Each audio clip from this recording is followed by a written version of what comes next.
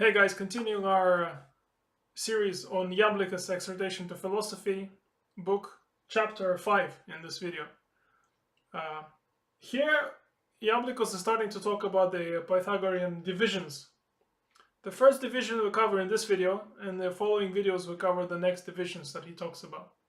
The first division is as follows, and I think this is why he calls them divisions, because we start to take one thing and divide and divide and divide it, and to see how what it tells us, this division. The first division, he says, all men desire to be happy. And now we're going to look at the sequence of events, how this happiness is achieved. So he says all men desire to be happy, but to be happy we need to have many goods. If we have many goods, we're more likely to be happy. And he says there are three types of goods that we can have.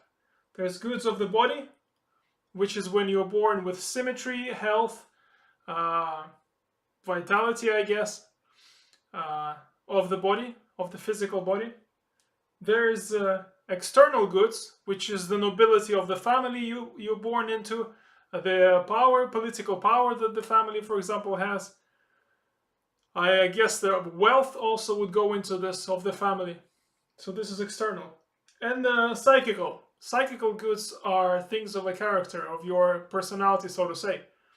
This is the extent of sort of justice that you behold within yourself. Chasticity, I think he labels. And also wisdom and insight. Psychical goods. Next he says, just to have these goods is not enough. We need to use them. And I think he gives an example of a wealthy man. If a wealthy man has a lot of money, but he does not use that money, he does not derive any happiness from this money. He needs to use the money to derive happiness from it. So we need to use the goods that we have.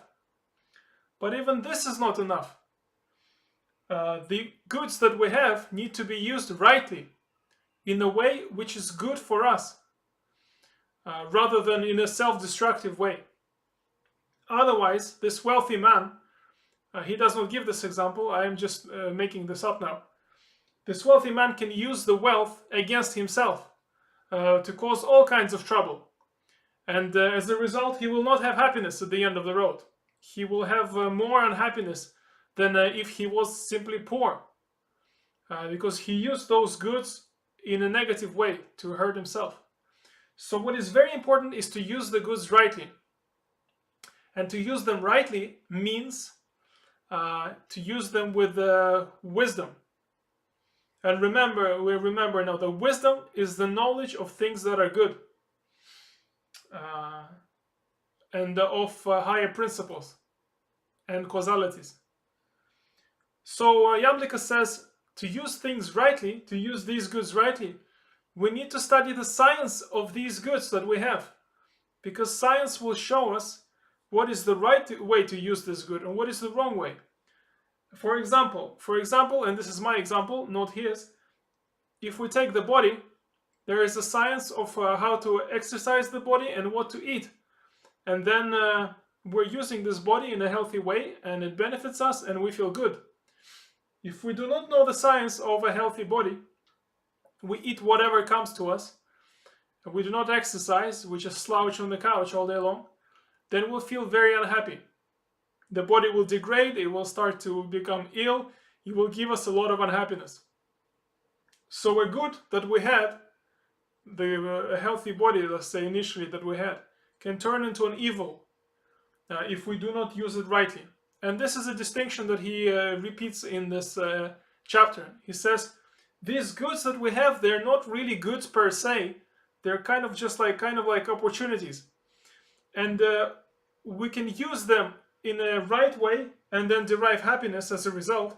Or we can use them in the wrong way and cause great evil to ourselves. The only good, which is a good per se, is wisdom and insight, because that in itself that cannot be corrupted. That is in itself is completely pure. While money For example, if you're born into a wealthy family, you can corrupt that. Political power, you can corrupt it. Physical body, you can corrupt it, just like I've said. But wisdom cannot be corrupted. It is the highest good in itself. So, yeah. So I think that's it for this video. Yeah. In the next video, we're going to proceed on to the next division. This is the first division that he talked about. Let me check if I missed anything out that I should have mentioned.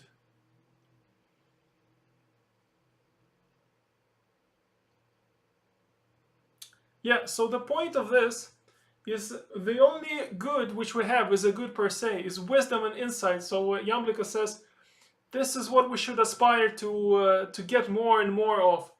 Because essentially, if we remember the previous chapter, if I am correct, wisdom and insight will help us use all these other goods in the right way. And it is incorruptible. This is what we should aspire to most out of anything. Not wealth, not political power, nothing else, but wisdom and insight to develop those things. Because this has been just proven, it is pure and it is a good in itself, which is incorruptible. And that will lead the man to the happiness that he desires so greatly in this life. That's it in this video. Thank you for watching it. The point of these videos is to motivate you to buy the book. Buy the book in whichever language you can read it, and study the book. It is an incredible book. And that's it. In the next video, we'll proceed on to the next division within chapter 5. Thank you. All the best.